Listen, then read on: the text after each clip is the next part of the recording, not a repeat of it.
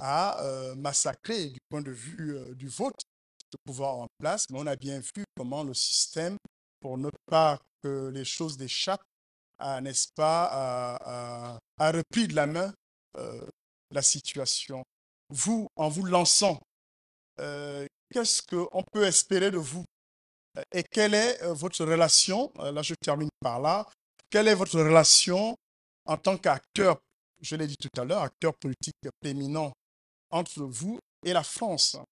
C'est ça ma préoccupation. Je vous remercie encore. Bon, d'abord, comme vous l'avez dit, je ne me suis pas lancé. Et ça, vous le savez. Bon, euh,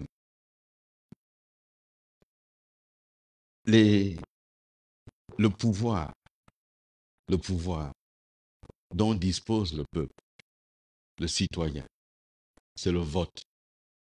C'est le vote. J'entends dire c'est verrouillé. Rien n'est verrouillé. Tout système a sa faille. Et la première faille en matière électorale, c'est la question du vote. L'abstention profite toujours à celui qui a le pouvoir. Donc de dire ah, c'est pas la peine et tout ça, ça fait le jeu du pouvoir. Il faut aller voter. Que je sois candidat ou pas, il faut aller voter. Nous venons de le vivre au référendum.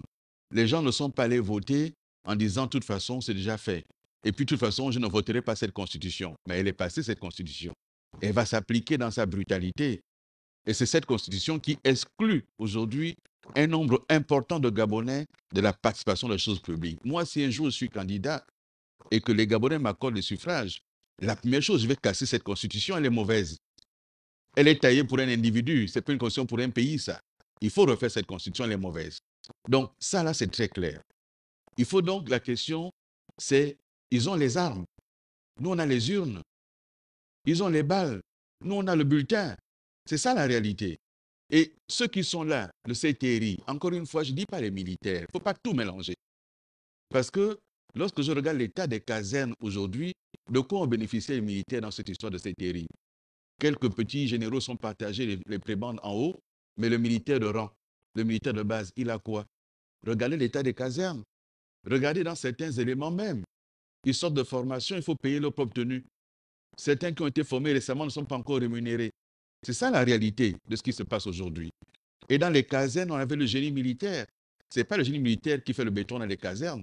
C'est des entreprises qui appartiennent à des amis de ceux qui décident. On construit de nouveaux bâtiments au B2, qui est quand même le service de sécurité euh, intérieure, extérieure, la contre-ingérence. Mais un bâtiment du B2, il est construit par un Libanais au B2. Donc, il a les plans de comment est-ce qu'on va s'organiser là-dedans. Est-ce que vous imaginez aux États-Unis ou en France, un bâtiment de la DGSE être construit par une entreprise étrangère? Ce serait un scandale national. Mais au Gabon, tout se passe entre copains et coquins et les gens se taisent. Vous savez qui nourrit l'armée gabonaise? Ce n'est pas ses cagadistes, ce n'est pas ses cadeaux. C'est un des amis qui fait, ça fait des années que c'est lui qui nourrit l'armée. Les boîtes de sardines qu'on donne dans les prisons, c'est lui qui les fournit. Et c'est des milliards et des milliards qui sont payés. Allez regarder, ce n'est pas un Gabonais. Et on nous a dit que maintenant, c'est les Gabonais qui vont avoir l'économie. Mais depuis 16 mois qu'ils sont là, citez-moi les entreprises gabonaises qui ont eu les marchés. Donc, il faut aller voter. Peu importe la décision que je prendrai personnellement, il y aura certainement des gens. Il faut aller voter. Et je vous dis, il ne faut pas qu'il y ait des affaires de boycott. Le boycott profite à ceux qui sont au pouvoir. Il ne faut pas entendre parler de non, ce n'est pas la peine. Non, non, non. La loi est mauvaise, il faut contester cette loi électorale. Elle est mauvaise. Mais tout système politique en place a toujours cherché à verrouiller les élections, ici ou ailleurs. Mais quand le peuple se lève, ce verrou saute. C'est la pression du peuple qui fait sauter tous les verrous. Et donc, il faut que le peuple ne se décourage pas. Il faut aller voter, c'est essentiel. Il faut rompre avec ce système, il faut casser ce système. Le laisser survivre, c'est nous condamner, condamner notre avenir. Comment condamner notre avenir? Moi, je vous dis les choses très clairement. J'ai aussi entendu des gens dire, ah, mais bon, il fait le jeu de, des militaires, enfin, du CTRI. Mais il faut bien regarder les gens. Quand j'aime, je le dis. Je n'ai jamais caché mes sentiments politiques. Et quand j'aime pas, je dis j'aime pas. Les choses sont très claires. Et donc, oui, il faut se lever. Est-ce qu'il y a une stratégie? Oui, il y a une stratégie. Est-ce que je la dirai ici? Non, je ne la dirai pas ici. Mais il y a une stratégie. Il faut aller voter. Il faut aller voter. Sur la France, il y a une règle générale. Les États n'ont pas d'amis. Les États ont des intérêts. Et c'est à nous, Gabon, de situer notre intérêt et de le défendre. Mais la défense des intérêts, c'est d'abord la légitimité que tu as. Donc, si quelqu'un t'a aidé à être là, est-ce que tu peux avoir les mains libres pour réorganiser tes intérêts? Et donc, c'est d'abord la question centrale. Ensuite, est-ce que j'ai des relations avec la France ou les Français? Ben oui, je suis un acteur. Oui, on se rencontre, on échange, on discute. Et je leur dis ce que j'ai à leur dire. Ils me disent ce qu'ils ont à me dire. Ce serait dommage qu'à ce niveau de responsabilité, que je ne sois pas en capacité de discuter avec un certain nombre d'autorités françaises. Oui, nous discutons. Mais moi, c'est Gabon d'abord. Moi, c'est Gabon d'abord. Donc, on a beau discuter, ils savent très bien que, bon, si un jour ma réflexion arrive à un terme, et si un jour les Gabonais me font confiance, et si un jour j'arrive aux responsabilités, on devra s'asseoir pour regarder notre pays, regarder tous les accords qu'il y a et les rééquilibrer, ils le savent. Et ce n'est pas faire un sucre que de rappeler cela, ils le savent. Mais l'essentiel ici, c'est d'abord le peuple gabonais. Il n'y a pas une politique qui peut être prospère si ce n'est pas une politique qui s'oriente vers le peuple gabonais.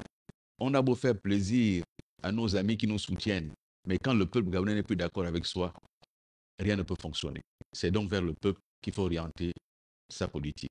Si un jour j'ai été candidat et si un jour je suis élu. Bon, c'était la dernière question, non? Non, non, on a encore 2 à 3 minutes. Alors, Monsieur le Président de la plateforme, bonjour. Bonjour à tous. Alors, Monsieur le Président de la plateforme, je suis Monsieur Alex Otogué, ressortissant du canton Bissau.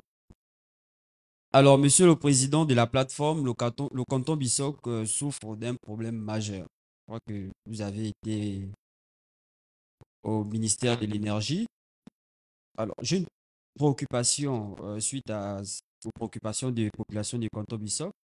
Qu'est-ce qui fait en sorte qu'aujourd'hui, des pompes villageoises on n'arrive pas à trouver des solutions pour amener à l'eau potable aux populations du canton Bissau. Parce que jusqu'à aujourd'hui, ça devient toujours un problème majeur. Les parents qui n'ont pas des enfants au sein des villages n'arrivent pas à consommer de l'eau potable. Ça, c'est ma première préoccupation concernant le social. Alors, ma seconde préoccupation, c'est sur le côté politique. Monsieur le président de la plateforme, euh, voyez-vous, vous connaissez ce système. Au sein du canton Bissau, j'ai été candidat à la législative. Et la période de 2022 à 2023, je n'ai pas fait 2 mois sans séjourner au Bénin. À cette période, vous connaissez votre collègue, mais il rendait la vie très difficile. Et aujourd'hui, il s'avère que ce système s'est encore accentué sur ma circonscription électorale. Monsieur le président de la transition, à tort ou à raison, vous êtes un acteur politique, vous avez des ambitions. Vous l'avez. Et, pardon? Oui. Oh, désolé. Mais, désolé, monsieur le président de la plateforme.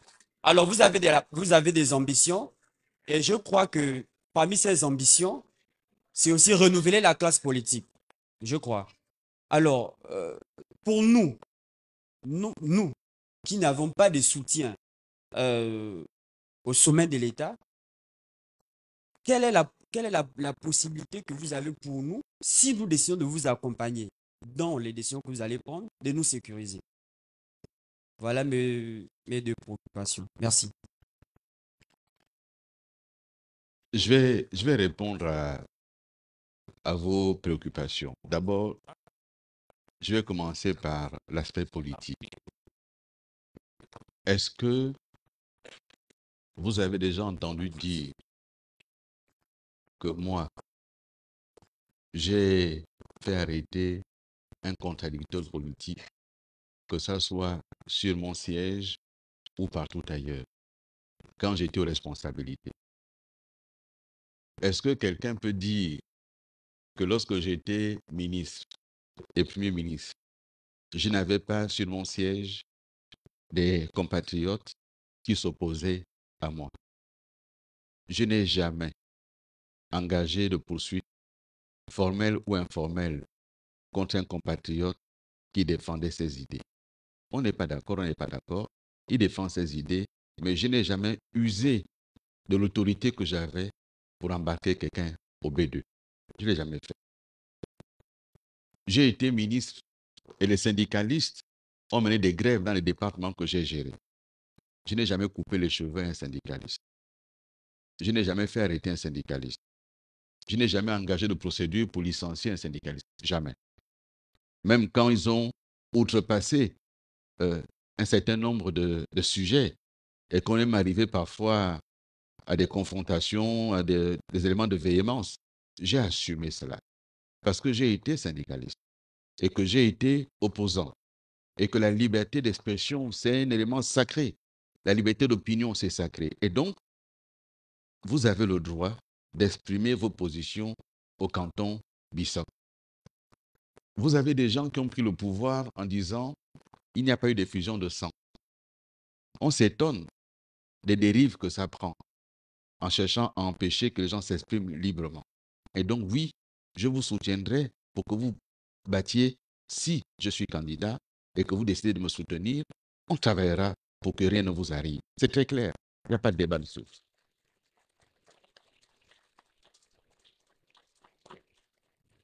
Sur la question de l'énergie, de l'eau, quand je répondais tantôt à la question de l'énergie, j'aurais dû rappeler que comme ministre de l'énergie, j'ai engagé des négociations avec la Guinée équatoriale dans le cadre de ce qu'on appelle le pôle énergétique d'Afrique centrale. Le Gabon abrite le siège de la CEAC. Et la CEAC dispose d'un certain nombre d'organismes et de structures, dont le pôle énergétique d'Afrique centrale, qui vise à créer dans notre sous-région un marché de l'énergie. Il faut savoir, je termine rapidement par là parce que on commence à être un peu fatigué. Il faut savoir que la province du Haut-Lenthem aujourd'hui est l'une des provinces où l'énergie coûte très cher à la production. Environ 250 francs le kilowattheure à la production. Mais que la SCG vend à 100 francs le kilowattheure. Et donc, chaque kilowattheure vendu, la SCG perd de l'argent dans le Haut-Lenthem. Parce que c'est essentiellement l'énergie thermique qui fonctionne au gazole. C'est éloigné, c'est cher, etc. D'où les coupures. Nous avons signé. Eh bien, j'ai été surpris d'entendre certains compatriotes dire on ne va pas quand même aller acheter le courant en Guinée équatoriale. Mais si ce que tu importes te coûte moins cher que ce que tu produis, mais importe, c'est une loi économique simple. Nous aurions importé à 60 francs le kilowattheure. Et donc, même en vendant à 100 francs, nous gagnons 40 francs pour le compte de la SEG. Et on aurait électrifié tout le Haut-Lenthem avec ça. Voilà la réalité. Maintenant, sur les questions de hydraulique villageoise. J'ai décrit tout à l'heure la question de l'organisation de l'État et la nécessité d'avoir une vraie décentralisation. Pour changer un joint d'une pompe sur laquelle, au ministère, on va dire dans tel village, il y a une pompe qui est maintenant en panne, il faut les réparer. Ça n'existe pas. Il faut une mission qui fait le tour. On va dans l'Angounier, on séjourne pendant un mois dans les villages, on ramène un rapport, on envoie au budget, le budget programme, un an est passé. Pendant ce temps, les gens boivent quoi? C'est tout ça qu'il faut changer. Et nous le changerons si je suis candidat.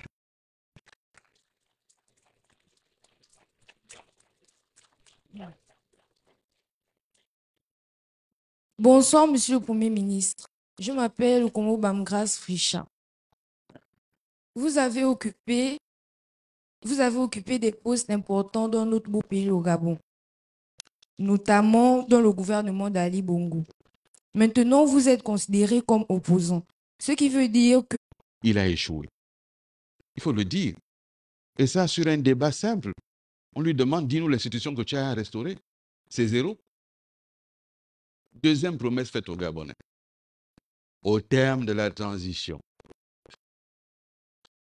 et avec l'aide du peuple gabonais et des partenaires au développement, nous organisons les élections libres, transparentes, crédibles, inclusives, et nous rendrons le pouvoir aux civils. Deuxième promesse. Est-ce que ce qu'il fait là, il va rendre le pouvoir aux civils? Donc, quand vous me dites, vous avez occupé des postes importants, oui, ma fille, j'assume cela. Mais je n'ai pas été le seul à occuper les postes importants. Mais je dis simplement, on ne peut pas continuer avec un système où on dit une chose, on fait le contraire. La parole d'honneur d'un homme doit engager. Et qui plus est, la parole d'un officier prononcée publiquement devant la communauté nationale et internationale. Il a dit, nous rendons le pouvoir. Il ne rend pas le pouvoir. Que fait-il? Il décide que les militaires vont maintenant être candidats. Et je vous dis, les yeux dans les yeux, ce n'est pas possible. Si nous acceptons ça, écoutez-moi bien. 1. Les militaires ne l'ont pas demandé.